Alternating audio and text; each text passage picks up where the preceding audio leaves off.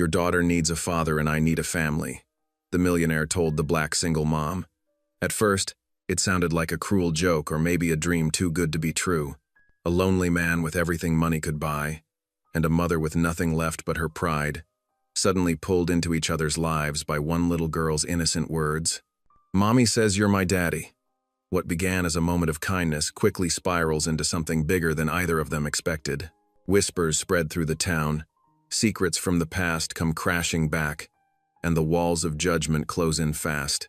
Now, a single mom must decide if she can risk her heart again, and a grieving millionaire must face the one thing money can't buy: love, family, and redemption. But when her past shows up at the door, threatening to take everything away, will this fragile new family survive, or will fear and pride tear them apart forever? Tell me in the comments where you're watching from right now, and if this story speaks to you, make sure you hit subscribe so you don't miss the next one. The fluorescent lights hummed overhead in the community center's gymnasium, casting a harsh glow across the worn wooden floors. Daniel Hayes stood just inside the double doors, his Italian leather shoes feeling out of place among the scuffed linoleum and metal folding chairs. The familiar Hope Haven Community Center sign hung above the entrance, its cheerful blue letters a stark reminder of Sarah's passion project. His late wife had poured her heart into funding this place, but Daniel hadn't visited since her passing 18 months ago. The gym buzzed with activity. Volunteers in bright yellow aprons darted between long tables, steam rising from metal serving trays filled with tonight's dinner. The smell of warm bread and simmering soup filled the air, mixing with the sounds of conversation and clattering dishes. Daniel tugged at his silk tie, feeling overdressed and uncomfortable among the crowd of people waiting in line for their evening meal. His eyes swept across the room, taking in the faces of those Sarah had wanted to help: working families, elderly folks on fixed incomes, single parents trying to make ends meet. The sight made his chest tighten with a familiar ache. Sarah would have been right in the middle of it all, serving food with her bright smile and genuine warmth. Instead of heading straight to the director's office as planned, Daniel found himself drawn to the serving line. Perhaps it was guilt, or maybe just curiosity about the world Sarah had loved so much. He grabbed an empty tray from the stack, his expensive watch catching the light. A few feet ahead in line stood a young black woman in nurse's scrubs, her hair pulled back in a neat bun. She held the hand of a small girl who bounced on her toes, her bright pink backpack covered in unicorn stickers. The mother's exhaustion was visible in the slight slump of her shoulders, but she maintained a gentle smile as she listened to her daughter's animated chatter. "And then Miss Martinez said my drawing was the most creative in the whole class." The little girl's voice carried clearly through the din. "She put it right on the bulletin board, Mommy." "That's wonderful, baby," the mother replied, shifting her weight between feet that had likely been standing for hours during her shift. Daniel watched their interaction, remembering how Sarah used to talk about the working parents who relied on the center's programs. The little girl suddenly spun around, her braids swinging, and locked eyes with Daniel. Her face lit up with curiosity as she studied him, head tilted to one side. Before Daniel could look away, his tray slipped from his hands, clattering loudly against the floor. He quickly knelt to retrieve it, grateful for the excuse to break eye contact. But as he reached for the tray, small sneakers appeared in his field of vision. The little girl had stepped closer, still watching him, with that intense curiosity. Her mother tried to pull her back gently, murmuring, "Amara, give the gentleman some space." But Amara stayed put, and when Daniel looked up, she leaned in close enough that he could see the tiny butterfly clips in her hair. Her voice came out in a stage whisper that seemed to carry across the suddenly quiet room. "Mommy says you're my daddy." The silence that followed was deafening. Daniel felt his heart stutter in his chest as he remained frozen in place, one hand still extended toward the fallen tray. The mother, Leah, according to her name tag, flushed dark with embarrassment, her hand tightening on Amara's shoulder. "I am so sorry," Leah said quickly, mortification clear in her voice. "Amara, honey, that's not what I said at all." She turned to Daniel, who had slowly risen to his feet. "She overheard me praying the other night, asking God to send a father figure into her life. She must have. I'm so sorry. She just misunderstood." Daniel could feel dozens of eyes on them, could hear the whispers starting to ripple through the crowd. The rational part of his brain told him to simply nod politely and walk away. This wasn't his problem to solve, and getting involved would only complicate things. But something in Amara's hopeful expression made him pause. She looked up at him with complete innocence, no trace of guile in her bright eyes. It was the same kind of pure, uncomplicated faith Sarah had possessed, the ability to see possibilities where others saw only obstacles. Instead of retreating, Daniel found himself kneeling again, this time to meet Amara at eye level. A small smile tugged at his lips, surprising him with how natural it felt. "Hello, Amara," he said softly. "My name is Daniel. It's very nice to meet you." The simple gesture seemed to break the tension in the air. Conversations gradually resumed around them, though Daniel noticed several people still watching with interest. Amara's face broke into a wide grin, revealing a missing front tooth. "I like your tie," she declared, pointing to the blue silk. "It matches your eyes. My favorite color is purple, but blue is nice too." Daniel felt something shift inside him, like ice cracking after a long winter. He couldn't remember the last time someone had spoken to him with such unguarded friendliness. "Thank you," he replied. "Purple is a very good choice. It's a royal color, you know." Leah still looked mortified, one hand pressed against her cheek. "We should really let you get your dinner," she said. "Again, I'm so sorry about the confusion." "No apology needed," Daniel assured her, standing up again. He noticed how tired she looked up close, the kind of bone-deep weariness that came from carrying too many burdens alone. Sarah would have known exactly what to say to put her at ease. Amara tugged on her mother's scrubs. "Can Mr. Daniel sit with us? Please, he looks lonely." The observation, delivered with a child's brutal honesty, struck Daniel like a physical blow. He did feel lonely, had been feeling it every day since Sarah died, though he'd gotten good at hiding it behind work and wealth and careful distance. Leah opened her mouth, clearly ready to decline, but Daniel surprised himself by speaking first. "I'd like that, actually," he said quietly. "If you don't mind the company." He watched uncertainty flash across Leah's face, followed by resignation as Amara bounced excitedly. "Well," she hesitated, then offered a small smile. "I suppose we have room at our table." As they moved through the serving line together, Daniel noticed details he might have missed before. How Leah made sure Amara's plate had extra vegetables, how she thanked each volunteer by name, how her shoulders gradually relaxed as Amara chatted happily between them. The little girl's energy was infectious, drawing reluctant smiles from other people in line as she pointed out everything that caught her attention. "Look at those flowers," she exclaimed, indicating the simple centerpieces on the tables. "They're like the ones in our window box, right, Mommy?" "That's right, baby," Leah answered, though ours are a bit smaller. Daniel found himself wanting to know more about their window box garden, about the life this mother and daughter had built together. It was the first time in months he'd felt genuinely curious about anything outside his own grief. As they settled at a table near the wall, Amara immediately launched into a detailed description of her day at school, her small hands gesturing expressively as she talked. Daniel listened, oddly touched by her immediate acceptance of him in their space. Leah seemed to relax slightly as dinner progressed, though she still watched him with careful consideration in her dark eyes. When Amara accidentally knocked over her milk, Leah moved to clean it up, but Daniel was faster, using his own napkin to contain the spill. "It's no problem," he said when Leah tried to apologize again. "I remember plenty of spilled drinks when—" He trailed off, the memory of similar incidents with Sarah's nephew catching in his throat. Something in his expression must have given him away, because understanding softened Leah's features. "Loss leaves marks on us all," she said quietly, while Amara was distracted by wiping her cup dry, some more visible than others. The simple acknowledgement of his grief, offered without pity or awkwardness, made Daniel's chest tighten. He nodded, unable to find words for a moment. The conversation shifted to lighter topics: Amara's upcoming school play, the community center's after-school programs, the changing weather. Daniel found himself slowly unwinding, drawn into their warm dynamic despite his usual reservations. When Amara declared she needed to visit the bathroom, Leah started to stand, but Daniel quickly said, "The dessert table is about to open. Why don't I save our spots in line while you take her?" The practical offer seemed to surprise Leah, but she nodded gratefully. As they walked away, Daniel heard Amara ask, Can Mr. Daniel come to my play? He's nice, Mommy. He smiles with his eyes like you do. The grandfather clock in Daniel's study chimed 9 times, its deep resonance echoing through the empty halls of his mansion. He sat in his leather armchair, a glass of untouched water on the side table, his thoughts drifting back to the little girl's words at the community center. Mommy says you're my daddy. The phrase kept repeating in his mind, stirring something he thought had died with Sarah.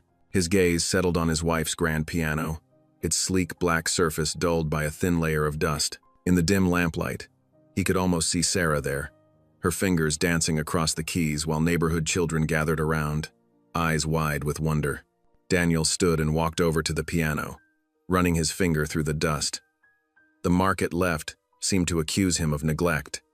Sarah would have never let her beloved instrument gather dust like this.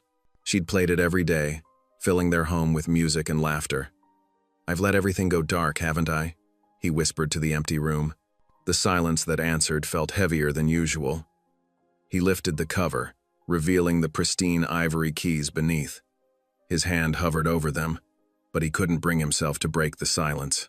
Instead, his mind wandered to Amara's bright smile, so full of hope and trust, and to Leah's eyes, careful and guarded, yet holding a warmth that reminded him of Sarah's. Across town, in a modest apartment complex, Leah tucked Amara into bed. The girl's purple sheets were worn but clean, just like everything else in their small but tidy home. "Mommy?" Amara asked, clutching her stuffed rabbit close.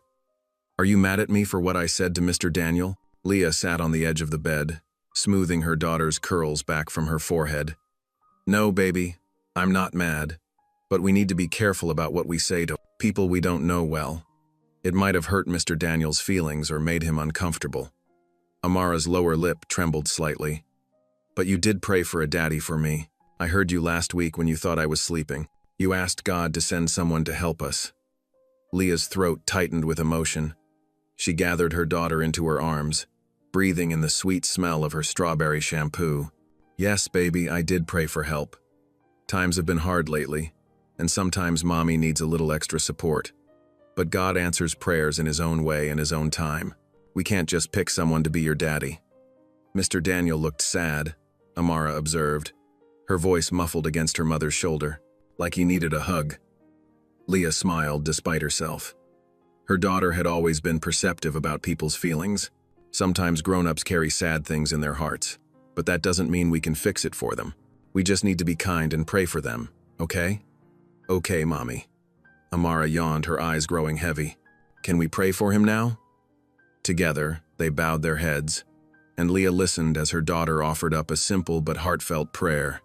"Dear God, please help Mr. Daniel not be sad anymore, and thank you for the yummy dinner. Amen." "Amen," Leah echoed, kissing Amara's forehead. "Sweet dreams, baby." The next morning found Daniel back at the community center, earlier than the usual crowd. He carried a check in his pocket, but it felt like an excuse. The real reason for his visit sat heavier in his heart. He found Leah in the kitchen, preparing for the day's lunch service. She looked up when he entered, surprise flickering across her face. "Mr. Hayes," she said, wiping her hands on her apron. "I wasn't expecting to see you again so soon." "Please, call me Daniel," he said, then hesitated. "I wanted to bring a donation, but also, I had a thought about Amara." Leah's posture stiffened slightly, protective instinct visible in the set of her shoulders. "Oh?" Daniel hurried to explain. "My wife, Sarah, she used to give piano lessons. She believed music could change lives. The piano in the music room here, she donated it." He paused, gathering his courage. "I'd like to teach Amara, if you'll allow it. No charge, of course." The silence that followed felt endless. Leah's eyes studied his face, searching for hidden motives. "That's very generous," she said carefully. "But I don't know if we can accept." "Please?" The word burst from him with unexpected emotion. "I haven't touched a piano since Sarah died. But yesterday, talking with Amara, it was the first time I felt like maybe I could play again. Like maybe I should." Before Leah could respond, they heard the patter of small feet. Amara burst into the kitchen, her backpack bouncing. "Mr. Daniel," she exclaimed. You came back. Daniel couldn't help smiling at her enthusiasm. I did. Actually, I was just asking your mom if you might like to learn to play the piano. Amara's eyes grew wide. Really? Like in the music room? The big black piano? That's the one. Daniel nodded. What do you think? Oh, please, Mommy. Amara turned to her mother, hands clasped together. Please, can I learn? I promise I'll practice really hard. Leah looked between them, her resistance visibly wavering. Daniel could see the thoughts crossing her face. Concern about appearances, worry about owing anything to a wealthy stranger, fear of letting anyone too close to her precious daughter. But there was something else too, a mother's desire to give her child opportunities she never had herself. Finally, she took a deep breath. We could try one lesson, she said slowly. This Saturday, in the music room, where there are other people around. That's perfect, Daniel agreed quickly, understanding her need for boundaries. Saturday morning, 10 o'clock. Leah nodded. And Mr. Hayes, Daniel, thank you. But please understand, if at any point I feel this isn't working, you'll call it off, he finished for her. I understand completely. Amara bounced between them, practically vibrating with excitement. I'm going to learn piano. Can I tell Miss Johnson at school? She has a keyboard in our classroom. Yes, baby, you can tell her. Leah smiled, then checked her watch. And speaking of school, we need to get you there. Say goodbye to Mr. Daniel. Goodbye, Mr. Daniel. See you Saturday. Amara waved enthusiastically as her mother guided her toward the door. Daniel watched them go, feeling something shift in his chest. For the first time in months, he was looking forward to something. He had a purpose again, even if it was just teaching one little girl to play Twinkle, Twinkle, Little Star. He pulled the donation check from his pocket and left it in the office, then walked to the music room. Standing before Sarah's piano, he ran his hand along its polished surface, remembering all the joy it had brought to this place. Maybe it was time for the music to return. Saturday morning dawned bright and clear. Daniel arrived at the community center early, his footsteps echoing in the empty hallways. The music room waited, just as it had for months, with sunlight streaming through tall windows onto the old upright piano.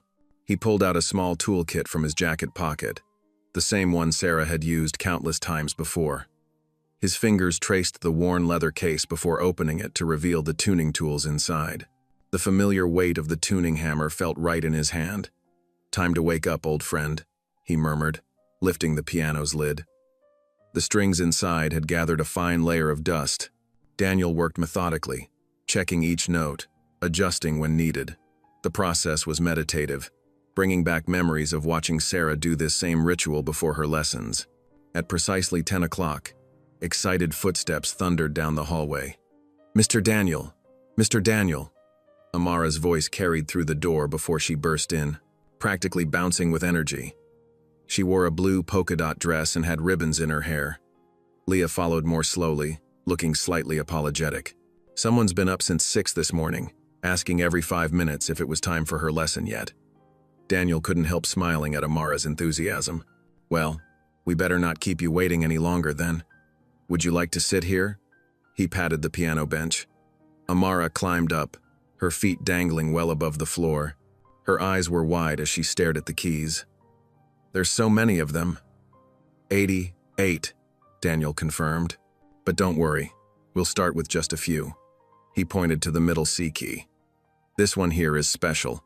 It's right in the middle, and we call it middle C. Amara pressed the key carefully, her face lighting up at the clear note. It's pretty. Here, Daniel said, showing her how to position her hand. Curve your fingers, like you're holding a ball. That's it. He guided her small fingers to the proper keys. These 5 notes are where we'll begin. What followed was both clumsy and wonderful. Amara's enthusiasm made up for her lack of coordination as she picked out simple patterns of notes. When she finally managed to play 3 notes in sequence without a mistake, she let out a squeal of delight that made Daniel laugh out loud. The sound surprised him. He couldn't remember the last time he'd laughed like that, free and unguarded. From her position by the doorway, Leah looked equally startled, but her expression softened as she watched them. Look, Mommy, Amara called out. I'm playing piano. You sure are, baby, Leah said warmly. You're doing great. The hour passed quickly. Daniel showed Amara how to play a simple version of hot cross buns, and by the end of the lesson, she could manage a wobbly but recognizable rendition. Can we do it one more time? Amara begged when Leah said it was time to go. Please? One more time. Daniel agreed, guiding her fingers back to the starting position. Remember, 3 notes, nice and slow. Amara's face scrunched in concentration as she carefully pressed each key. When she finished, she looked up at Daniel with pure joy. Did I do it right? Perfect, he said, and meant it. Not because the notes were flawless, but because of the heart behind them. Thank you, Mr. Daniel. Amara hopped down from the bench and surprised him with a quick hug before running to her mother. Mommy, can we come back next week? Leah hesitated for just a moment before nodding. If Mr. Daniel is willing, yes. Same time next Saturday? Daniel offered, trying not to sound too eager. Same time, Leah agreed. As they turned to leave, she paused. Thank you for being so patient with her. Daniel watched them go, the sound of Amara's cheerful chatter fading down the hallway. He closed the piano carefully, his movements gentle with newfound purpose. Later that evening, in her small but tidy apartment, Leah stood at the stove stirring a pot of macaroni. The kitchen was warm and smelled of cheese sauce. Through the doorway, she could see Amara at the kitchen table, her fingers tapping on the wooden surface as if it were piano keys. Mommy, is this right? Amara asked, humming the tune as she practiced her finger positions. Hot cross buns, hot cross buns. Looks just like Mr. Daniel showed you, Leah assured her, adding a splash of milk to the sauce. She found herself humming along, remembering how Daniel had worked with Amara. No condescension, no pity, just genuine kindness and patience. The macaroni and cheese was Amara's favorite, but tonight it was also a small celebration. As Leah served their plates, she watched her daughter chattering excitedly about her lesson, demonstrating what she'd learned between bites. And next week, he said, we might learn Twinkle, Twinkle. Can you believe it, Mommy? A real song. I believe it, Leah said, surprised to find herself smiling. She'd been so worried about accepting help, about letting someone into their carefully balanced lives. But seeing Amara's joy, hearing her daughter's laughter mix with Daniel's during the lesson, maybe some risks were worth taking. Miles across town, Daniel walked through his mansion's silent halls. The house was as grand as ever, with its high ceilings and expensive furnishings, but something felt different. The emptiness didn't press quite so heavily on his shoulders. He paused in the music room, where Sarah's grand piano stood. Unlike the community center's upright, this one gleamed with regular polishing. The cleaning staff saw to that, but it hadn't been played in far too long. Daniel sat at the bench, remembering Amara's delighted expression when she'd managed to play her first notes. His fingers found middle C, then the simple pattern of hot cross buns. The notes rang out clear and true in the quiet room. For the first time since Sarah's death, the music didn't bring only pain. There was something else there now, a spark of joy, small but undeniable. He thought of Amara's determination, of Leah's cautious smile, of the way laughter had bubbled up unexpectedly from somewhere deep inside him. The hollow ache in his chest wasn't gone, but it had shifted, making room for something new, something that felt surprisingly like hope. The morning sun hadn't yet risen when Leah tied her apron around her waist at Joe's diner. The fluorescent lights hummed overhead, casting harsh shadows across the empty booths. She'd dropped Amara off at Mrs. Henderson's house next door, the elderly neighbor who watched her during early shifts. Table 6 needs a refill, honey, called Martha, the other waitress, as she balanced plates on both arms. Leah grabbed the coffee pot, forcing a smile despite her exhaustion. This was her second shift of the day, and her feet ached in her worn shoes. But with rent coming due, she couldn't afford to turn down the extra hours. The bell above the door chimed, and Leah's heart sank when she saw who entered. Mr. Patterson, her landlord, walked in with his usual stern expression. He settled into booth 3, her section. Coffee, black, he said without looking up from his phone. And we need to talk. Leah's hands trembled slightly as she poured his coffee. What about Mr. Patterson? He pulled an envelope from his jacket pocket and placed it on the table. You're 3 weeks behind on rent, Miss Williams. That's the 3rd time this year. I know, Leah said quietly. I've been picking up extra shifts. I'll have it by. You have 30 days, he interrupted, sliding the notice across the table. Either catch up completely or find somewhere else to live. I'm running a business, not a charity. The word charity stung like a slap. Leah took the envelope with numb fingers, tucking it into her apron pocket. I understand. Will there be anything else? Mr. Patterson barely looked up as he waved her away. Leah retreated to the kitchen, blinking back tears as she stared at the industrial steel appliances. 30 days. The amount she owed loomed in her mind, far more than she could make, even with double shifts. You okay, honey? Martha touched her shoulder gently. Leah straightened her spine, wiping quickly at her eyes. I'm fine, just tired. She couldn't let anyone see her cry, especially not Amara. The rest of her shift passed in a blur of coffee refills and plate deliveries. When she finally picked up Amara that afternoon, her daughter was bubbling with excitement about her upcoming piano lesson. Do you think Mr. Daniel will teach me a new song today? Amara asked as they walked to the community center that Saturday. I practiced hot cross buns every day, Mommy. I'm sure he'll be very impressed, Leah said, trying to keep the worry from her voice. The eviction notice felt like it was burning a hole in her purse. Daniel was already at the piano when they arrived, playing something soft and melodious that filled the small room. He smiled. When he saw them, the expression crinkling the corners of his eyes. There's my star pupil, he said warmly. Ready to show me what you've practiced? Amara practically bounced onto the piano bench. I practiced every single day, even on the kitchen table when Mommy was cooking. Daniel laughed, and Leah couldn't help but notice how it transformed his whole face.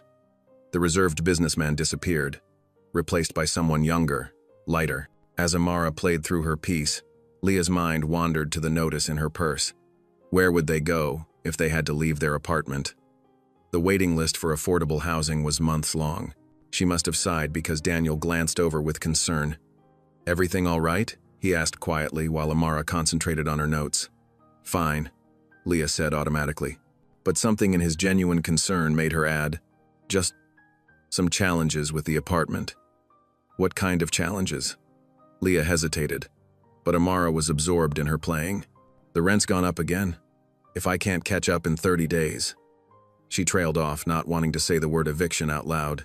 Daniel was quiet for a moment, his fingers absently straightening sheet music. You know, he said carefully, I have a guest house on my property. It's just sitting empty. You and Amara would be welcome. No. Leah's voice came out sharper than she intended. Thank you, but no. We don't need charity. It wouldn't be charity, Daniel protested. The house needs someone living in it, keeping it maintained. You'd be doing me a favor, really. But Leah's pride had already risen like a wall between them. We'll manage on our own. We always have. Daniel looked like he wanted to say more, but Amara finished her song with a flourish. Did you hear that, Mommy? I didn't make any mistakes. That was wonderful, sweetie, Leah said, grateful for the interruption. But we should head home now. I need to start dinner. That evening, after a simple dinner of soup and sandwiches, Leah sat at their small kitchen table with bills spread before her. The numbers refused to add up differently, no matter how many times she rearranged them. She dropped her head into her hands, and for the first time that day, allowed herself to cry.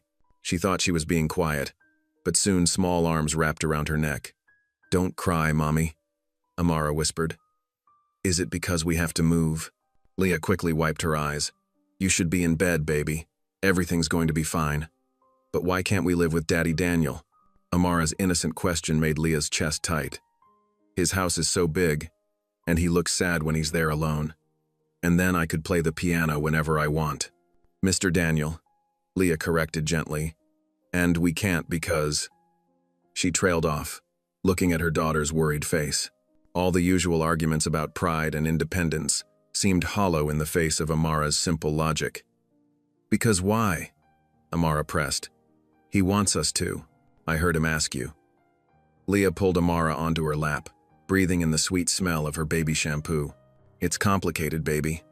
Grown-ups always say that when they don't want to explain, Amara said with the wisdom of a 7-year-old. But it's not complicated. We need a home, and Daddy Daniel has one. And he's lonely, Mommy. I can tell. Leah stroked her daughter's hair, thinking about Daniel's offer. He hadn't spoken with pity, but with genuine concern. And Amara was right. There had been something lonely in his eyes, even when he smiled. "We'll see," she said finally. "Now, it's way past your bedtime, young lady." But later, after tucking Amara in, Leah stood at the window looking out at the city lights. Her daughter's words echoed in her mind. Maybe pride wasn't worth the cost of stability for her child. Maybe sometimes the strongest thing you could do was accept help when it was offered with an open heart. She touched the envelope in her pocket, thinking of Daniel's kind eyes and patient hands, teaching Amara at the piano. The wall of pride she'd built so carefully began to crack, just a little, letting in a glimmer of possibility. The rain fell in gentle sheets on that Saturday morning, drumming against the windows of Leah's nearly empty apartment. She stood in the middle of what had been their living room, surrounded by a modest collection of cardboard boxes labeled in her neat handwriting. Kitchen, clothes, Amara's things. "Are we really going to live in a real house, Mommy?" Amara bounced on her toes, clutching her favorite stuffed rabbit. "With a garden and everything?" "Yes, baby." Leah's voice wavered slightly. "But remember what we talked about, this is temporary. Just until we get back on our feet." A knock at the door made them both turn. Daniel stood there, rain darkening the shoulders of his casual blue sweater. "Ready for the first load?" he asked, his eyes taking in their few possessions. Leah felt heat rise in her cheeks. Everything they owned fit into 12 boxes and 3 suitcases. She'd never felt poorer than she did in that moment, knowing Daniel's mansion probably had closets bigger than this whole apartment. But Daniel didn't show any judgment. He simply rolled up his sleeves and picked up the nearest box. "These going to the kitchen?" he asked, checking the label. "You don't have to help," Leah protested. "We can manage." "I know you can," Daniel interrupted gently, "but you don't have to." The loading took less than an hour, even with careful trips down the wet stairs. Daniel's SUV swallowed their belongings easily, leaving plenty of room for the 3 of them. Amara chattered the whole way to Daniel's estate, her excitement bubbling over as they passed through the iron gates. The guest house sat at the edge of the property, a charming 2-story cottage with white trim and a wraparound porch. Despite the rain, Amara couldn't contain herself. She burst from the car the moment it stopped, spinning with her arms outstretched. "Mommy, look at all the flowers." She darted through the gardens, her yellow raincoat a bright spot against the green landscape. Her laughter carried across the grounds, pure and uninhibited. "Amara Williams," Leah called. "Get back here and help with these boxes." But Daniel was smiling, watching Amara's joy. "Let her explore for a few minutes," he suggested. "Everything's already covered on the porch. A little rain won't hurt the boxes." They stood together under the porch roof, watching Amara discover the garden. She stopped to examine every rosebush, every statue, every decorative path. Her delight seemed to transform the formal gardens into something magical. "I haven't heard laughter in these gardens since." Daniel trailed off, his expression distant. Then he shook himself and picked up another box. "Shall we get you settled?" The guest house was fully furnished but hadn't been lived in for years. A thin layer of dust covered everything, but the spaces were bright and welcoming. Leah's few possessions looked almost lost in the generous rooms. "The kitchen's fully stocked," Daniel explained, setting down the last box. "And there's fresh linens in all the closets. If you need anything else." "This is more than enough," Leah cut in, her voice firm. "More than we deserve." Daniel's face softened. "Everyone deserves a safe place to call home, Leah." They spent the afternoon unpacking, with Amara running between the house and garden whenever she could slip away. By evening, the cottage felt more lived in, though Leah's touches were subtle. A family photo on the mantel, Amara's drawings magnetized to the refrigerator, their worn but clean towels hanging in the bathrooms. At 6 o'clock, Daniel appeared at their door. "I thought you might join me for dinner. Nothing fancy, just some pasta I threw together." Leah started to decline, but Amara's hopeful face made her pause. "We wouldn't want to impose." "Please?" Amara begged. "Can we see inside the big house?" They walked through the light rain to the main house, Amara skipping between them. The mansion's formal dining room was larger than their old apartment, with a table that could seat 20. But Daniel had set up their places close together at one end, making the space feel more intimate. The meal was simple: spaghetti with meat sauce, garlic bread, and a fresh salad. But something about sharing it in that grand room made it feel special. Amara's cheerful voice filled the usual silence. her questions about everything from the chandelier to the paintings on the walls drawing genuine smiles from Daniel. "Do you eat in here all alone?" she asked between bites. "Amara," Leah warned, but Daniel shook his head. "It's okay. And yes, I usually eat alone, or in my study while I work." "That's sad," Amara declared with a child's directness. "Nobody should eat alone. Right, Mommy?" Leah watched Daniel's face, seeing something vulnerable pass through his eyes. "Right," she said softly. After dinner, they walked back to the guest house through the now clearing sky. Amara ran ahead, leaving Leah and Daniel in a moment of awkward silence. "Thank you," Leah said formally, "for everything. But I want you to know, we won't take advantage. I'll start looking for a new place as soon as I can save enough." "There's no rush," Daniel interrupted. "Take the time you need to get back on your feet. The house has been empty too long anyway." Back in the guest house, Leah tucked Amara into her new bedroom. The room was 3 times the size of her old one, with a window seat overlooking the gardens. "I love it here, Mommy," Amara whispered sleepily. "Can we stay forever?" Leah kissed her forehead. "Go to sleep, baby." Later, standing at her own bedroom window, Leah watched lights glowing in the mansion's windows. "I won't be indebted to anyone," she whispered to herself. Not even him. In his study, Daniel stood at his own window, looking out at the warm lights of the guest house. For the first time in years, his property didn't feel empty. The echo of Amara's laughter lingered in the gardens, and the memory of their shared meal warmed the dining room's usual chill. He couldn't have known then how much his life was about to change, but something had already shifted, like the first notes of a new song beginning to play. The morning sun painted golden streaks across the guest house kitchen as Leah sipped her coffee, watching through the window as Amara explored the garden for the 100th time. After a week at Daniel's estate, they were slowly finding their rhythm, though Leah still felt like a visitor in a museum.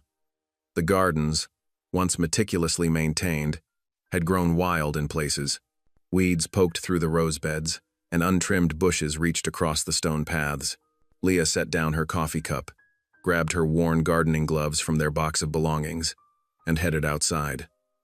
"Mommy, look at these pretty flowers," Amara called, pointing to some persistent purple blooms fighting through the weeds. Leah knelt beside her daughter, gently touching the delicate petals. "Those are violets, baby. See how they're growing even though the weeds tried to take over? That's what we call resilience." "What's resilience?" Amara asked, trying out the new word. "It means being strong even when things are hard." Leah began pulling weeds from around the violets. Like these flowers, they didn't give up. They kept reaching for the Sunday. Amara's face lit up with understanding. "Like us?" "Exactly like us, baby." Leah smiled, her heart swelling. "Want to help me clean up this garden? These flowers deserve a chance to shine." They worked together through the morning, Amara helping in her own way, sometimes pulling weeds, sometimes just chattering about the bugs and butterflies she discovered. Leah told stories as they worked, weaving lessons of persistence and hope into tales about flowers that bloomed against all odds. "The roses are like you," Leah explained, carefully pruning dead branches. "They have thorns to protect themselves, but they still make something beautiful." Around noon, they heard footsteps on the gravel path. Daniel approached, looking slightly uncertain in his casual weekend clothes. "I saw you working out here," he said, hands in his pockets. "I thought maybe I could help." Leah hesitated, but Amara jumped up. "Yes, Mommy's teaching me about resilient flowers." Daniel's eyes crinkled with amusement. "Is she now?" "Here." Leah handed him a trowel, surprising herself. "These beds need turning. Just be careful of the root systems." Daniel knelt beside them, his expensive jeans getting dirty as he awkwardly jabbed at the soil. Amara giggled at his clumsy efforts. "You've never gardened before, have you?" Leah asked, trying not to smile. "That obvious?" Daniel wiped his brow. "My wife used to hire gardeners. I never thought to learn." "Like this." Leah demonstrated the proper technique. "Gentle but firm. You want to break up the soil without damaging what's growing." They worked side by side, Leah occasionally correcting Daniel's technique, while Amara flitted between them like a butterfly. The spring air was sweet with the scent of earth and growing things. These gardens were beautiful once, Daniel said softly. Sarah, my wife, she loved flowers. After she passed, I couldn't bear to see them fade, but I couldn't bear to have strangers tending them either. Leah looked at him, seeing the grief still raw in his eyes. Sometimes things need to go a little wild before they can grow right again. Later that afternoon, as they were finishing up, Daniel cleared his throat. Would you both like to see the library? It was Sarah's favorite room, but I haven't. Well, it could use some care, too. The library took up most of the mansion's second floor, with floor-to-ceiling windows and built-in shelves that reached to the ceiling. Like the gardens, it had a neglected air. Dust covered the barelias, leather-bound volumes, and the reading chairs wore protective sheets. Amara's eyes went wide. It's like Beauty and the Beast. Daniel laughed, a real laugh that seemed to surprise him. It does look a bit like that, doesn't it? Leah ran her finger along a shelf, leaving a clean line in the dust. These books are gorgeous. They shouldn't be hidden away like this. She found herself reaching for a feather duster that sat forgotten on a side table. Without asking permission, she began carefully cleaning the spines of ancient classics and leather-bound first editions. Daniel watched her work, something shifting in his expression.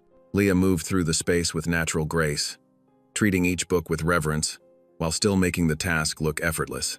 She wasn't trying to replace what was lost. She was simply bringing life back to something beautiful. Read this one, Mommy. Amara pulled out a collection of fairy tales, its pages gilt-edged and illustrations still bright. They spent the rest of the afternoon in the library, Leah reading aloud while she dusted, Daniel listening from an armchair he'd uncovered, and Amara sprawled on the newly cleaned rug. The setting sun turned the windows to stained glass, casting warm colors across them all. That night, after tucking Amara into bed, Leah sat at her small desk in the guest house. She opened her prayer journal, a dollar store notebook that had seen her through many difficult times. Her pen hovered over the blank page as she struggled to sort through her feelings. Dear God, she wrote finally, thank you for this safe place, for Amara's happiness, for Daniel's kindness. But I'm scared too. People will talk, they always do. A single black mother living on a rich white man's property? I can already hear the whispers. She paused, watching the garden lights reflect off her window.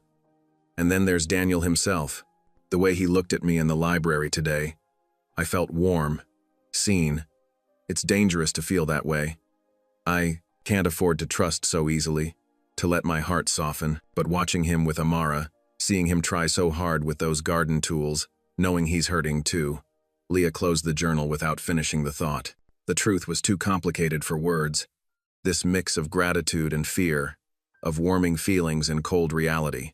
She walked to the window, looking out at the big house where a single light still burned in what she now knew was the library. The gardens lay between them, no longer quite so wild, but not yet fully tamed. Like everything else in their strange new life, it was a work in progress, growing towards something none of them could quite see yet. Sunday morning dawned bright and clear. Leah smoothed Amara's dress one last time, checking her reflection in the guest house mirror. She'd pressed their best church clothes the night before, wanting everything to be perfect. Daniel had invited them to join him at First Baptist, the grand white-steepled church in the center of town. You look beautiful, baby, Leah said, adjusting Amara's ribbon. Her daughter twirled, making her yellow dress float like flower petals. Is Daddy Daniel meeting us there? Amara asked, bouncing on her toes. Leah's heart squeezed at the name. Yes, honey, he'll save us seats. They walked up the church steps together, Amara's patent leather shoes clicking against the worn stone. The morning sun caught the stained glass windows, throwing rainbow patterns across the entrance.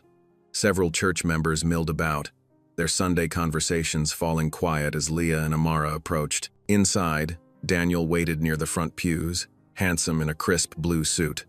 His face brightened when he saw them, and he waved them over. Leah felt the weight of dozens of eyes as they made their way down the aisle.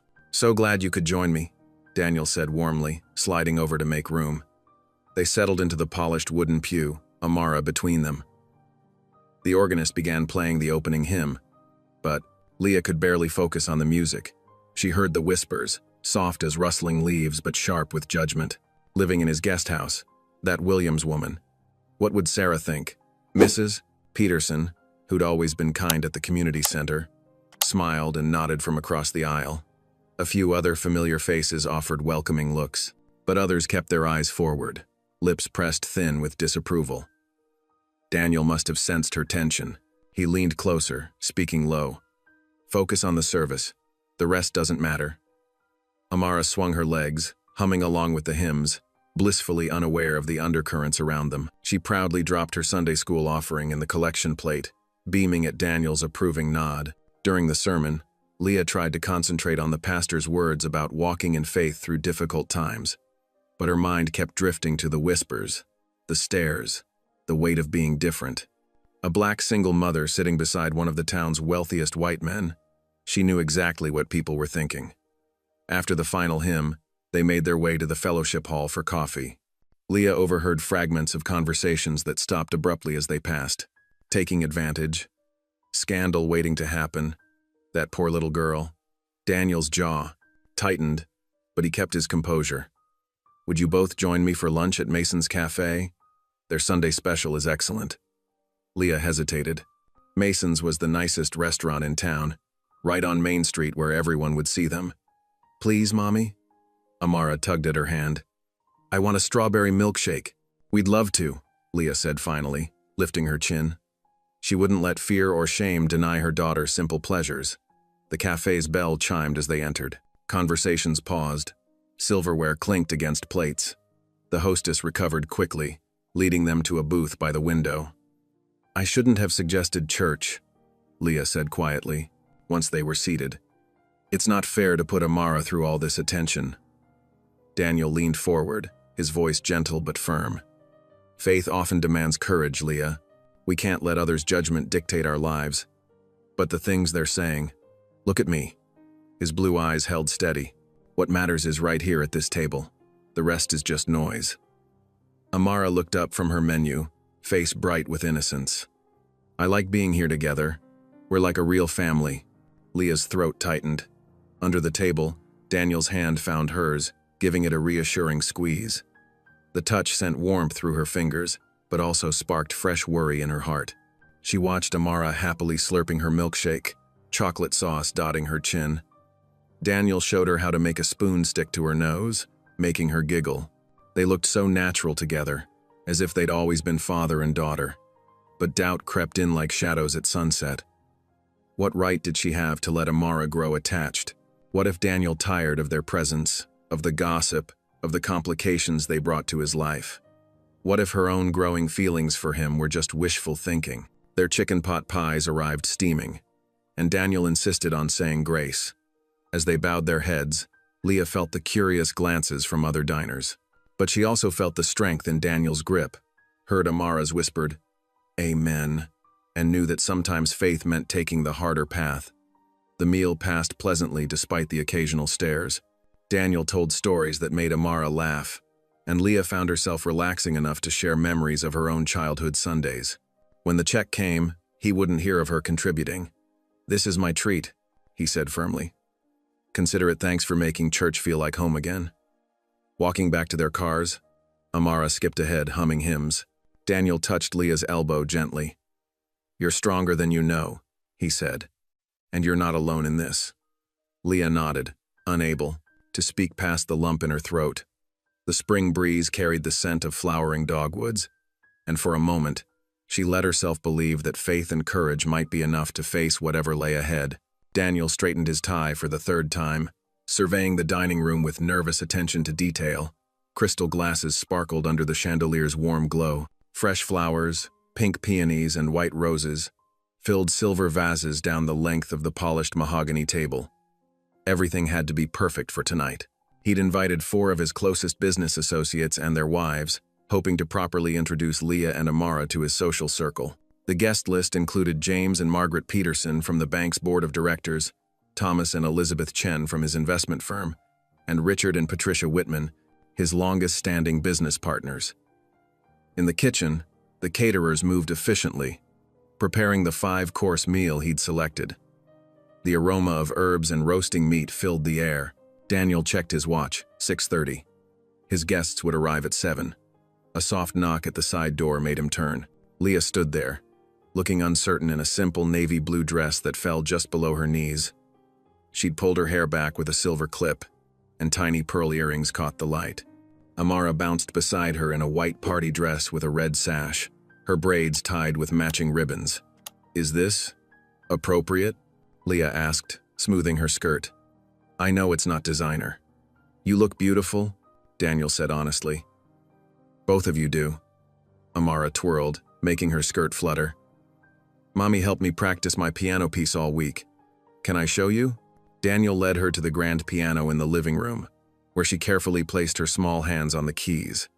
The melody of Twinkle, Twinkle, Little Star filled the room, simple but sweet. She'd worked hard to learn it for tonight. "That's perfect," he assured her. "You'll charm everyone." The doorbell chimed at 7 sharp. The Petersons arrived first, followed quickly by the Chens and Whitmans. Daniel made introductions, watching carefully as his guests sized up Leah and Amara. "So lovely to meet you both," Margaret Peterson said warmly, though her eyes held a hint of curiosity. "Daniel's told us wonderful things about you." They moved to the living room for appetizers. Leah sat stiffly on the edge of the sofa, holding her glass of white wine like a shield. Daniel wished he could ease her obvious discomfort. "Amara has prepared a special performance for us," he announced, hoping to break the ice. "She's been taking piano lessons." Amara settled onto the piano bench, her face serious with concentration. Her small fingers picked out the familiar tune, only stumbling once. When she finished, everyone applauded. "Remarkable progress," Thomas Chen commented kindly. "How long have you been learning?" 2 months, Amara beamed. "Mr. Daniel is teaching me." Patricia Whitman's perfectly shaped eyebrows rose. "How charitable of you, Daniel, taking such an interest in the less fortunate." The room grew silent. Leah's face flushed dark with humiliation. "I should check on Amara's bedtime routine," she said quietly, standing. "Thank you for having us." Before Daniel could stop her, she'd gathered Amara and slipped out the side door toward the guest house. The dinner hadn't even been served yet. "Well," Richard Whitman drawled, "perhaps it's for the best. Shall we move to the dining room?" Daniel's hands clenched. "Actually, I need to excuse myself for a moment. Please, start without me." He found Leah in the guest house living room, tears streaming down her face while Amara changed into pajamas upstairs. "Leah, I'm so sorry," he said. Patricia was completely out of line. "Was she?" Leah wiped her cheeks roughly. "Isn't that exactly what this looks like? The wealthy white man taking in the poor black single mother and her daughter? Your own little charity project? You know that's not true." "Do I?" Her voice cracked. "Everyone in town thinks I'm just using you, that I'm some kind of gold digger looking for a meal ticket, and tonight just proved they're right. I don't belong in your world. Daniel." "Stop." He stepped closer, his heart aching at her pain. "You're not a charity case or a gold digger. You're one of the strongest, most dedicated mothers I've ever known. You work harder than anyone I've met, and you've never asked me for anything. Then what am I to you?" she whispered. Daniel's breath caught as their eyes met. The air between them crackled with unspoken feelings. He found himself leaning forward, drawn by the vulnerability in her tear-bright eyes. Leah's lips parted slightly, but then she pulled back, breaking the moment. "I can't," she whispered. "I can't risk my heart like this. Not when Amara's future is at stake. Not when everything could fall apart." "Leah, please," she said. "Go back to your guests. We'll be fine here." Daniel wanted to argue, to pull her close and prove that his feelings were real, but he respected her boundaries. With a heavy heart, he returned to the main house, where conversation flowed as if nothing had happened, though the empty chairs at his table seemed to mock him with their silence. The first day of December arrived with a gentle dusting of snow, transforming Daniel's estate into a winter wonderland. Early morning sunlight sparkled off the crystalline branches as Daniel pulled box after box of Christmas decorations from his attic, dust coating their lids. "I haven't opened these since." He trailed off, running his hand over a faded cardboard box labeled "Tree Ornaments" in his late wife's flowing script. A knock at the front door pulled him from his memories. Amara burst in, her breath making little clouds in the cold air, with Leah following close behind. "Mr. Daniel, are we really going to decorate the whole house?" Amara bounced on her toes, her pink winter coat dusted with snowflakes. The whole house, Daniel confirmed, managing a smile. Though I might need some expert help. I'm an expert, Amara declared, making both adults laugh. Leah unwound her scarf, revealing a touch of uncertainty in her expression. Are you sure about this, Daniel? It's a lot of work, and these decorations must hold special memories. That's exactly why they should be enjoyed again, he said softly. Sarah would have wanted that. They started in the grand foyer, where a 12-foot Fraser fir waited. Daniel had ordered it delivered the day before, its fresh pine scent filling the house. Amara's eyes went wide at the sight. It's big as the sky, she gasped. First, we need lights, Daniel explained, opening a tangled mass of strands. Lots and lots of lights. They spent the next hour attempting to unknot the strings of lights, their laughter echoing through the usually quiet house. Leah proved particularly skilled at the task, her nimble fingers working through the worst tangles. How did these get so mixed up when they were packed away neat? She wondered aloud. Christmas magic, Daniel deadpanned, making her snort with laughter. Once the lights were ready, Daniel lifted Amara onto his shoulders so she could help wrap them around the tree's higher branches. Her small hands carefully placed each strand, while Leah directed from below to ensure even spacing. A little to the left, sweetie, Leah called. Perfect. As morning turned to afternoon, they moved on to ornaments. Each box revealed new treasures, delicate glass balls, hand-painted wooden figures, and countless memories. Look at this one. Amara held up a clay ornament shaped like a star, clearly made by a child. Did you make this, Mr. Daniel? I did. When I was about your age, he admitted. My mother kept it all these years. Leah paused in hanging a crystal snowflake. Would you like to make some ornaments of our own? I know a recipe for salt. Dough. Can we, please? Amara begged. Soon the kitchen was covered in flour as they rolled out dough and cut shapes. Amara's tongue poked out in concentration as she carefully pressed her handprint into a circle of dough. Leah showed her how to add details with a toothpick, turning simple shapes into snowmen and angels. These need to bake for an hour, Leah explained, sliding the cookie sheet into the oven. While we wait, why don't we make some real cookies too? They found Sarah's old recipe box, choosing her sugar cookie recipe. Daniel watched as Leah and Amara worked together, measuring and mixing. Flour dusted their clothes and noses, but their smiles were bright. Your wife was quite the baker, Leah commented, reading through the well-worn recipe card. She loved Christmas, Daniel said softly. She'd start planning decorations in October. While the cookies baked, they continued decorating. Garland wrapped the stair railings, tiny white lights twinkled from every window, and red velvet boughs adorned the doorways. The mansion transformed hour by hour, warming with color and life. As dusk approached, Daniel built a fire in the great room while Leah made hot cocoa. Amara sat at the piano, picking out Silent Night with careful fingers. You've been practicing, Daniel noted proudly, bringing her a mug of cocoa topped with tiny marshmallows. I want to play all the Christmas songs, she declared. Will you teach me more? Of course. He sat beside her on the bench, demonstrating the opening notes of Jingle Bells. Leah curled up in an armchair nearby, watching them through the steam rising from her cocoa. Candlelight flickered across her face, softening her features and catching golden highlights in her dark eyes. Daniel found himself stealing glances at her between notes. The room glowed with warmth, from the fire, from the tree lights, from the joy radiating from Amara as she mastered another carol. Something else glowed too, in Daniel's heart, as he watched Leah laugh at Amara's playful rendition of Rudolph the Red-Nosed Reindeer. This was what his house had been missing, he realized. Not just decorations, but life, love, family. As the evening grew late, Amara's yawns became more frequent. Time for bed, sweet pea, Leah said gently. Can we say prayers here? Amara asked, rubbing her eyes. By the pretty tree? They knelt together on the thick carpet, Amara's small hands clasped in front of her. Dear God, she began sleepily. Thank you for Christmas and snow and cookies. Thank you for my mommy and my daddy Daniel, and for making us a family. Daniel's breath caught. He saw Leah's eyes fill with tears in the firelight. But neither adult moved to correct Amara's words. The simple faith in her prayer wrapped around them like a warm blanket, making the moment feel sacred. "And please help Santa remember where our new house is," Amara finished. "Amen."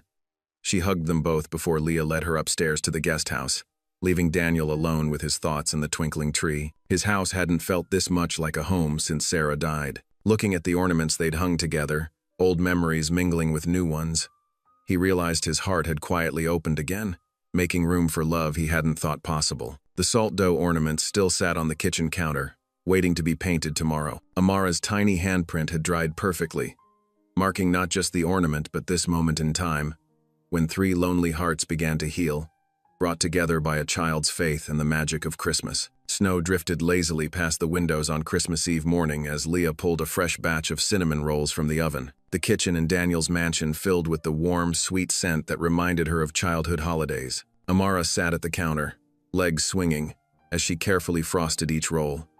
"Careful with the icing, sweet pea," Leah cautioned, watching her daughter pile it high. "But Daddy Daniel likes lots of icing," Amara insisted, continuing to slather the pastries. Leah's heart squeezed at how naturally Amara had taken to calling Daniel Daddy. Over the past weeks, she'd watched their bond grow stronger. Daniel showed endless patience teaching piano, never tiring of Amara's endless questions and enthusiasm. The sound of footsteps made them both look up. Daniel entered, already dressed in a crisp button-down and dark slacks. "Something smells amazing," he said, accepting the coffee mug Leah offered. "Amara helped make breakfast," Leah explained, trying not to notice how handsome he looked or how domestic this moment felt. After breakfast, Daniel disappeared mysteriously, claiming Christmas errands.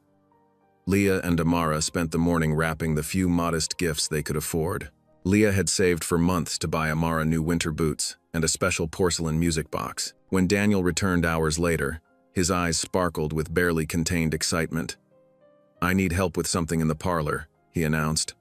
Leah followed, Amara skipping ahead. They rounded the corner into the formal parlor where Sarah's old grand piano usually Saturday. But now, beside it, stood another piano, smaller, with warm, honey-colored wood that gleamed in the winter light. Amara stopped short, eyes huge. "Is that? This is your very own piano," Daniel said softly. "For practicing whenever you want." Amara's face lit up like the Christmas tree.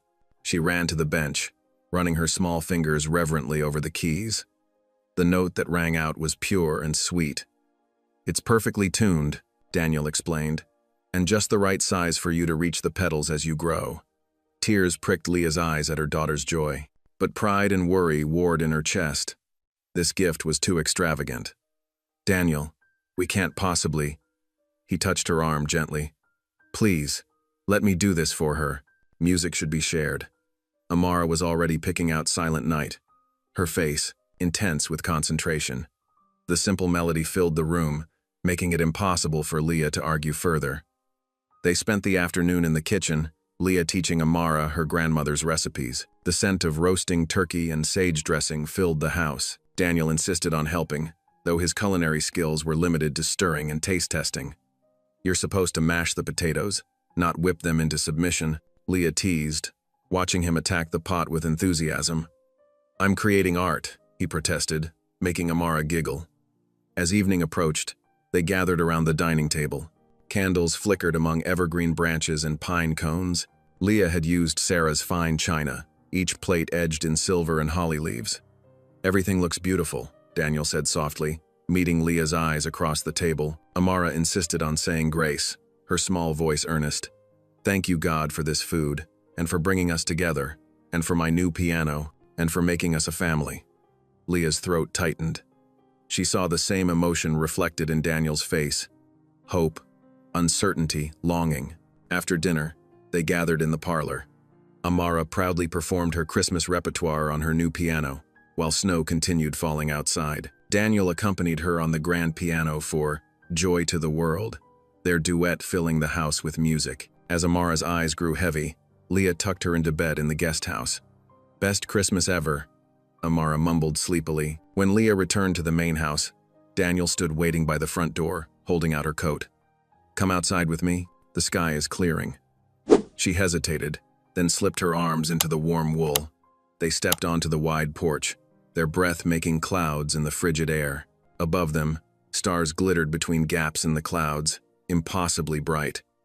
"I love how quiet snow makes everything," Daniel murmured, standing close enough that Leah could feel his warmth. Her heart raced as he turned toward her. Something in his expression made her pulse skip, tenderness, yearning, and something deeper she was afraid to name. "Leah, I need to tell you," he began. Headlights suddenly swept across the house, cutting through the peaceful darkness. A car turned sharply into the driveway, tires spinning on the snow. Leah's blood ran cold as she recognized the beat-up sedan. The car door slammed. Marcus stumbled out, clearly drunk, his face twisted with anger. "Where's my daughter?" he shouted. Fear froze Leah in place. She hadn't seen Marcus in months, hadn't heard from him since before moving to Daniel's property. "You can't just take my kid and play house with some rich white guy," Marcus slurred, weaving toward the porch. "What? He buying you nice things? Making you feel special?" Daniel stepped forward, positioning himself between Leah and Marcus. "You need to leave," he said firmly. "You're drunk and you're trespassing. This is between me and my family," Marcus spat. "You think you can just buy yourself a ready-made family? Play daddy to my kid?" The front door opened behind them. Amara stood there in her Christmas pajamas, eyes wide with fear. "Mommy? Go back inside, sweet pea," Leah managed, her voice shaking, but Marcus had seen her. "There's my baby girl. Come give your real daddy a hug." Amara shrank back, clinging to the doorframe. Daniel's shoulders tensed as he maintained his protective stance. "I'm calling the police," he said quietly, pulling out his phone. "Go ahead. Call them," Marcus shouted. "Let them see how you stole another man's family. How you're trying to replace me." The perfect peace of their Christmas Eve shattered like glass. Leah stood frozen between the two men, between past and present, as snow continued falling silently around them. Marcus's drunken shouts echoed across the snow-covered lawn. "You think you're better than me now, living in this fancy house with this rich man?" Leah's hands trembled as she guided Amara back inside. "Go to your room, sweetheart. Everything will be okay." But Amara's eyes were wide with fear. "Mommy, I don't want to see him. Please don't make me." Daniel spoke into his phone, his voice steady but tight. "Yes, we need police at 42 Pine Grove Road. We have an intruder making threats." Marcus kicked at the pristine snow, sending it flying. "You can't keep my kid from me. I got rights." "Rights?" Leah finally found her voice, anger breaking through her fear. "Where were these rights when we needed food? When Amara was sick and I couldn't afford medicine?" "That was different," Marcus slurred. "I was going through stuff. But now I see what's happening here. You living in this white man's house, letting him play daddy to my kid. The courts won't like that." Leah felt the blood drain from her face. She knew how it looked. A single black mother living on a wealthy white man's property. Her past wasn't perfect either. The times she'd worked double shifts, leaving Amara with neighbors. The eviction notices, the struggled utility payments. Police sirens wailed in the distance. Marcus jabbed a finger toward the house. "I'm getting a lawyer. You'll be hearing from me. We'll see what a judge thinks about this little arrangement." 2 police cars pulled into the driveway, their lights painting the snow in alternating red and blue. Marcus backed away, stumbling slightly. "This ain't over," he called out before officers approached him. Leah watched numbly as they questioned Marcus, then escorted him off the property. One officer took their statements, his pen scratching against his notepad in the heavy silence. That night, Leah couldn't sleep. She paced the guest house, her mind racing. Every choice, every struggle of the past 7 years played through her thoughts.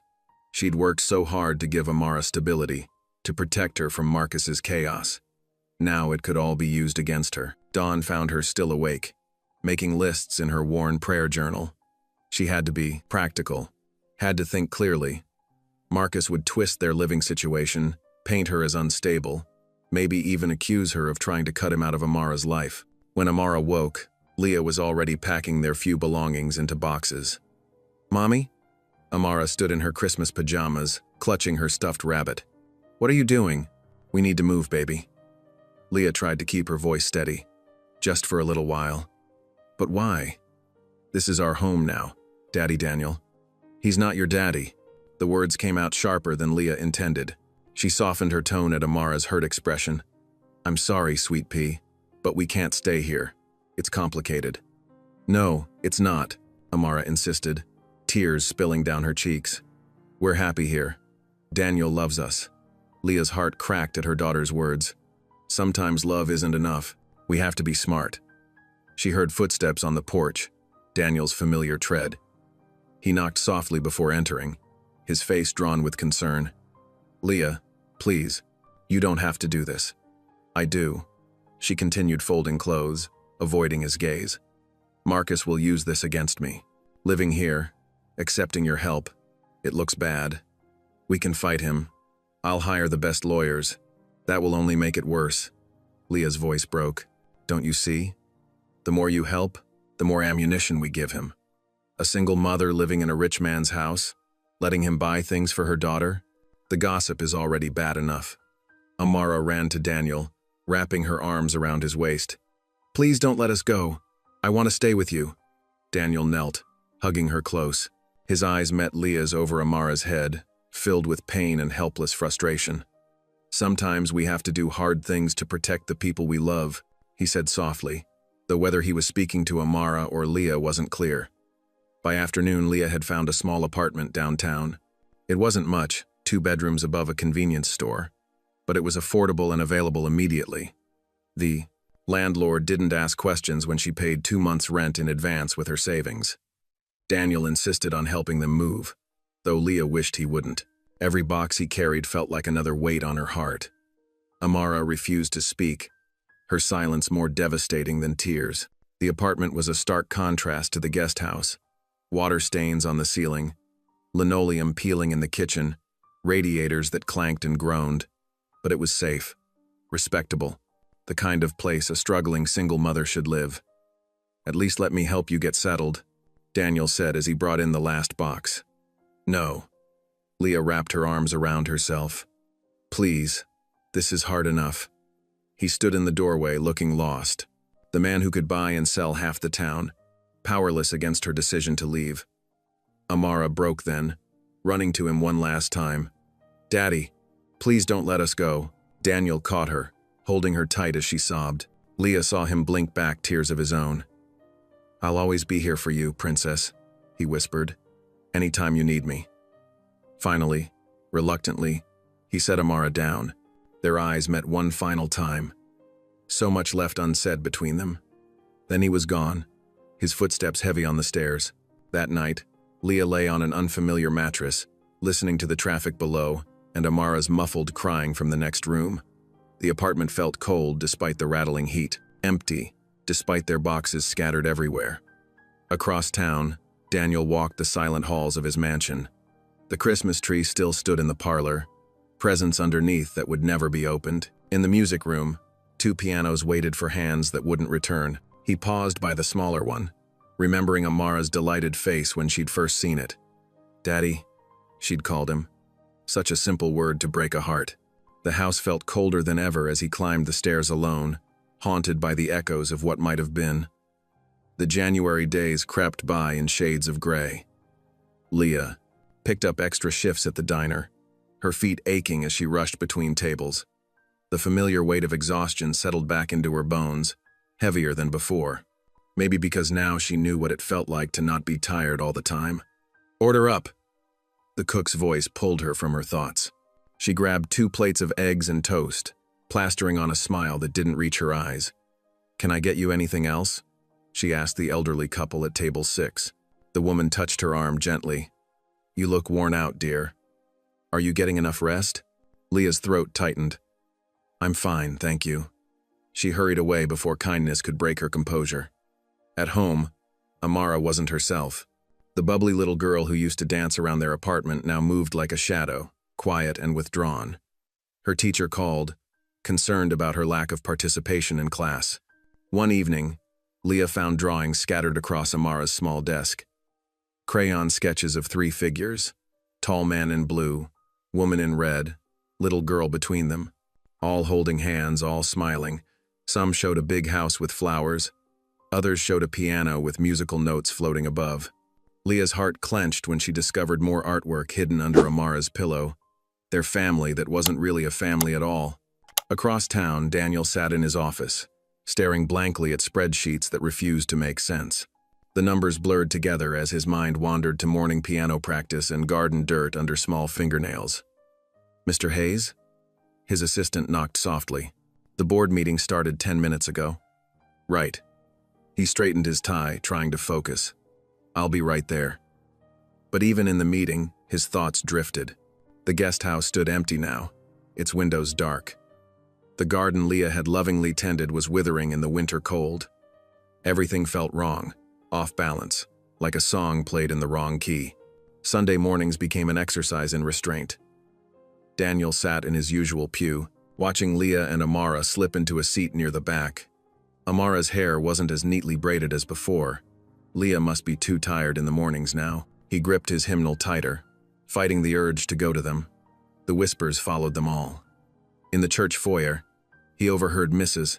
Peterson's stage whisper, "Such a shame about that Williams girl, living in that awful apartment above Miller's store now. And after everything Mr. Hayes did for them." Daniel's jaw clenched.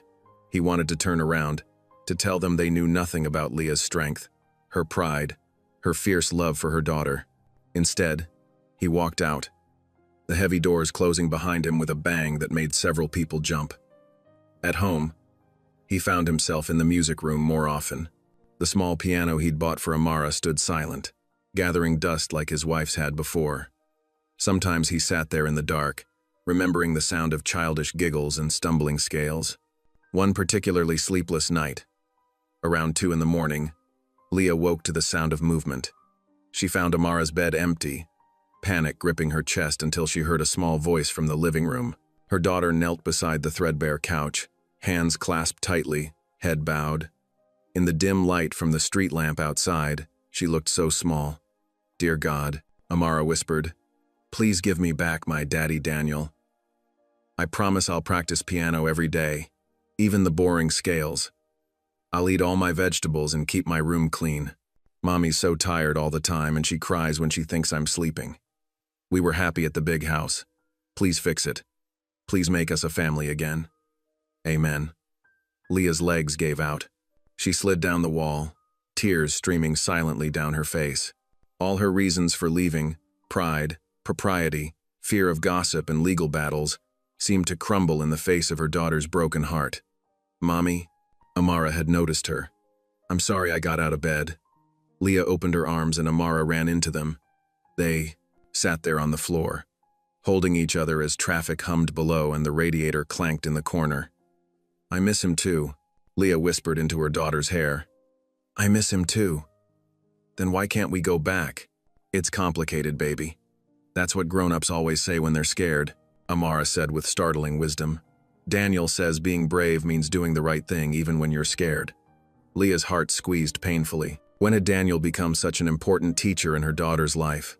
How had she not noticed until it was too late? She carried Amara back to bed, tucking her in with extra care. Sitting on the edge of the mattress, she smoothed her daughter's curls back from her forehead. "Would you like to say our prayers together?"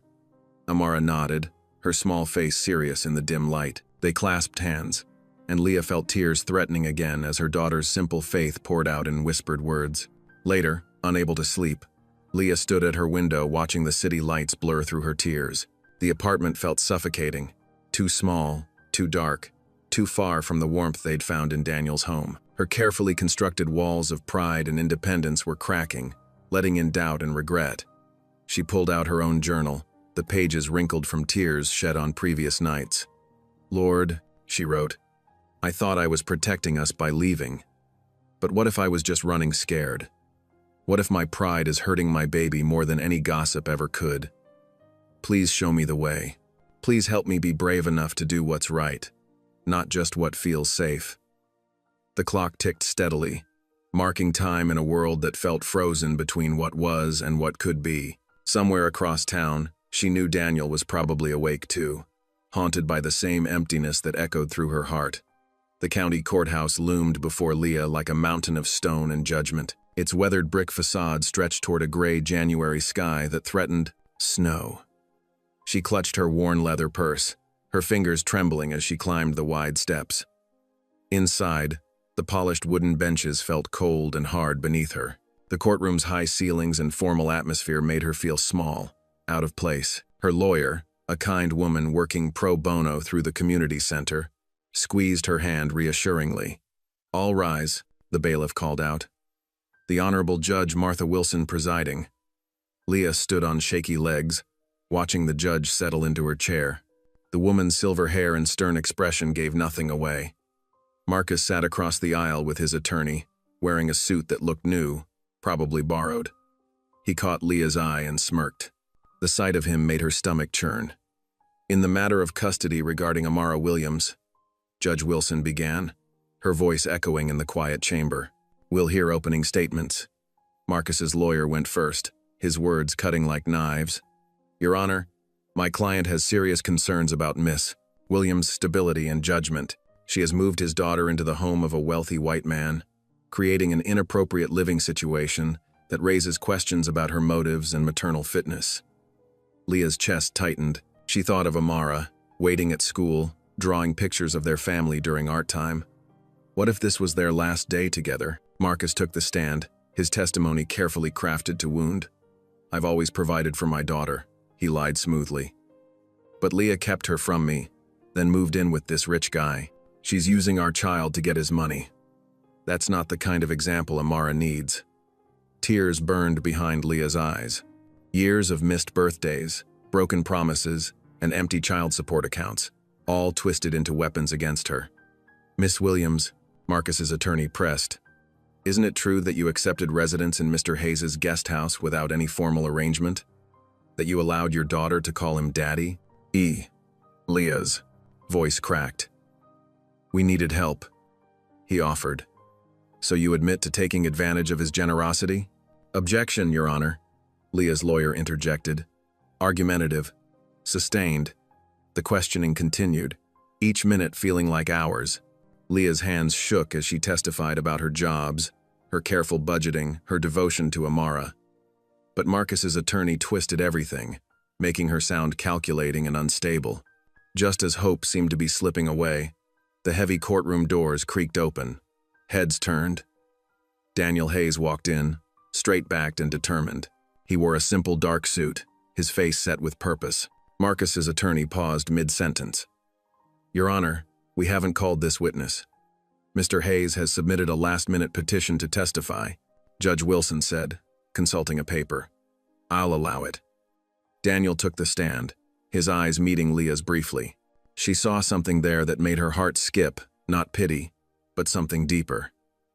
"Mr. Hayes," his voice rang clear in the hushed room, "please state your relationship to this case." "I met Leah and Amara Williams at the community center. My late wife helped establish," Daniel began. "I've known them for 6 months now." "And why are you here today?" Daniel took a deep breath. "Because I need to speak the truth about this family. Not as a wealthy man, not as their former landlord, but as someone who has witnessed their extraordinary strength and love." The room grew still. Even Marcus stopped fidgeting.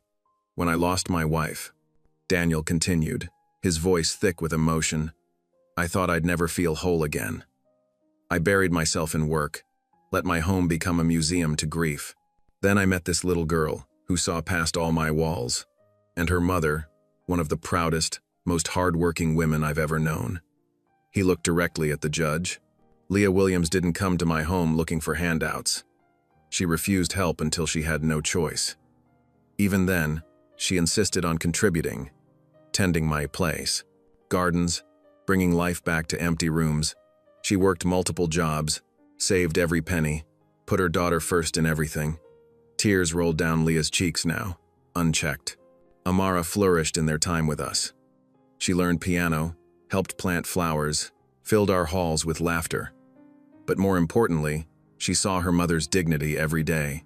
Leah taught her daughter about hard work, about keeping faith through hard times, about standing tall even when people whisper behind your back." Daniel's voice grew stronger. "They left my home because Leah feared scandal would hurt her custody case. She chose her daughter's well-being over her own comfort. That's not the action of an unfit mother. It's the sacrifice of a parent who puts her child first. Marcus's attorney stood. Your Honor, this is all very touching, but Mr. Hayes's feelings about Miss Williams don't change the facts. The facts, Daniel interrupted firmly, are that Leah Williams has raised an incredible daughter alone, working multiple jobs, never missing a school event, teaching Amara values that money can't buy. The fact is that Marcus hasn't paid child support in years, shows up randomly to cause chaos, and now wants to punish Leah for accepting help when she needed it. Judge Wilson leaned forward. Mr. Hayes, you understand that your testimony could be seen as biased, given your relationship with Miss Williams? Your Honor, Daniel's voice softened. I understand that people will see what they want to see.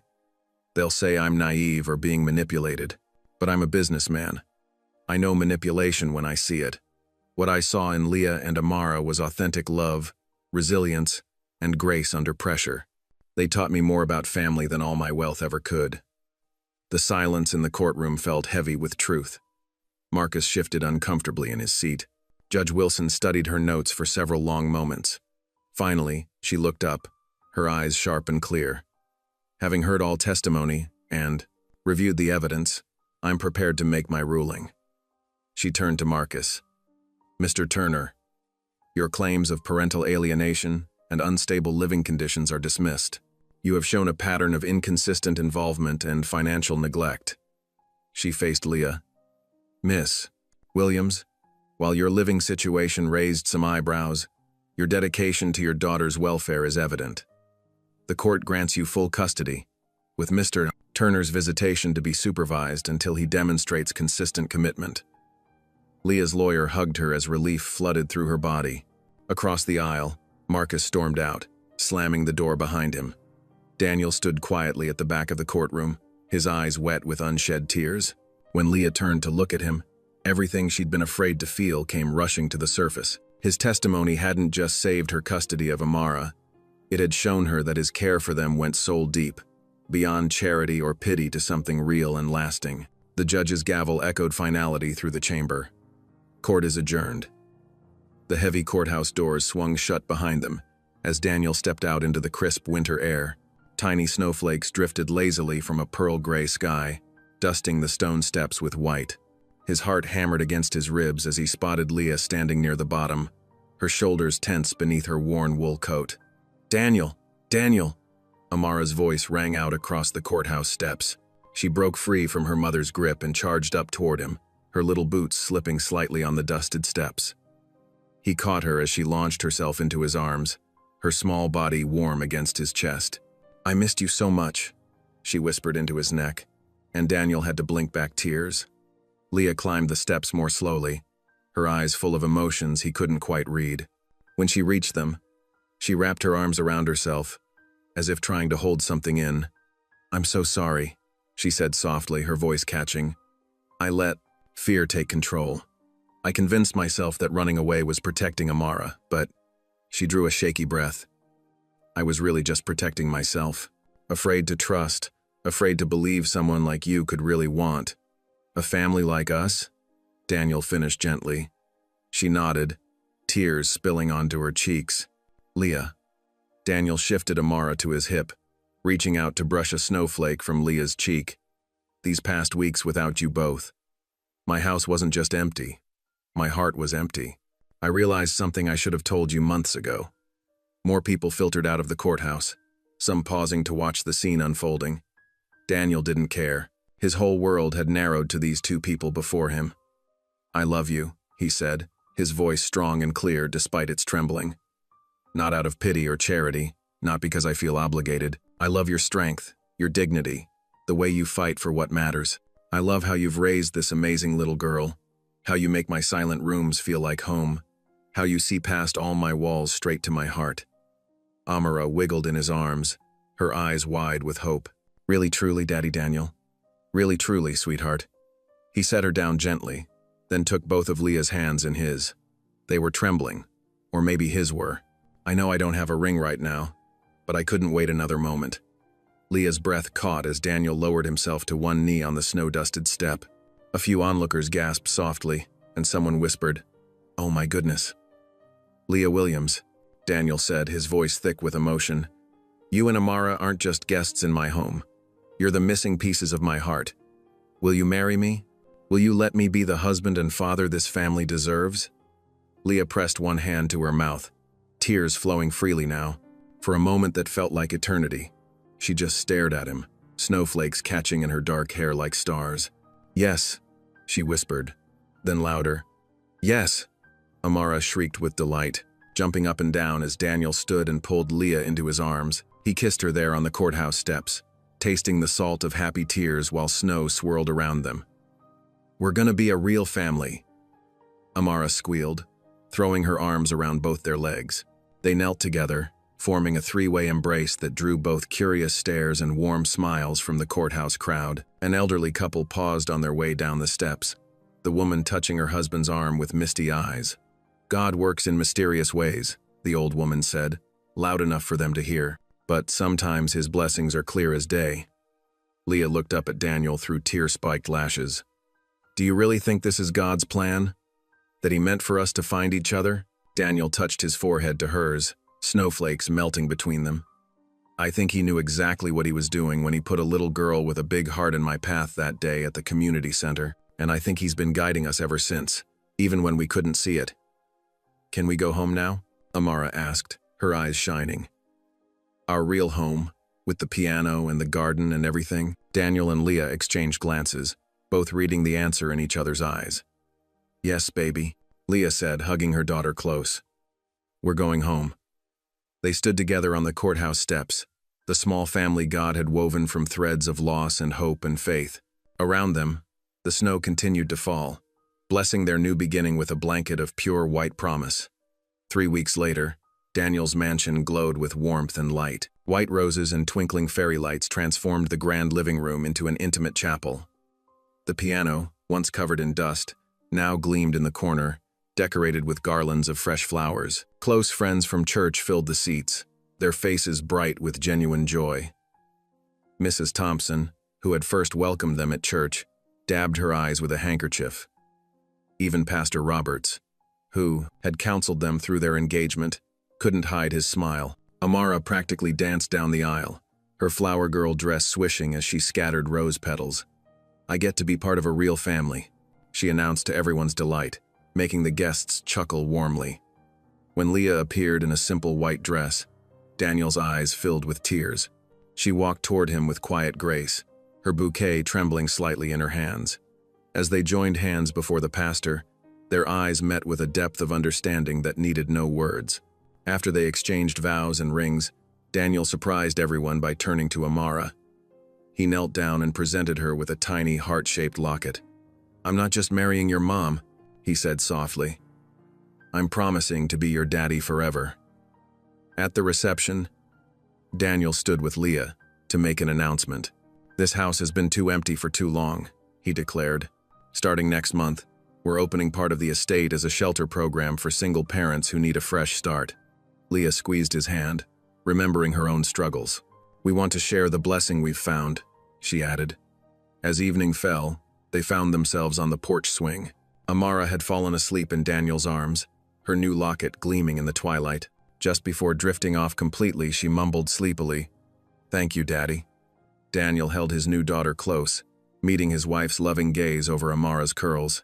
Their family was complete, bound together by something stronger than blood, faith, love, and God's perfect timing. Thank you for being here. If something in this story stayed with you, I'd love to see you again. Subscribe, and tomorrow, I'll bring you another story crafted with heart.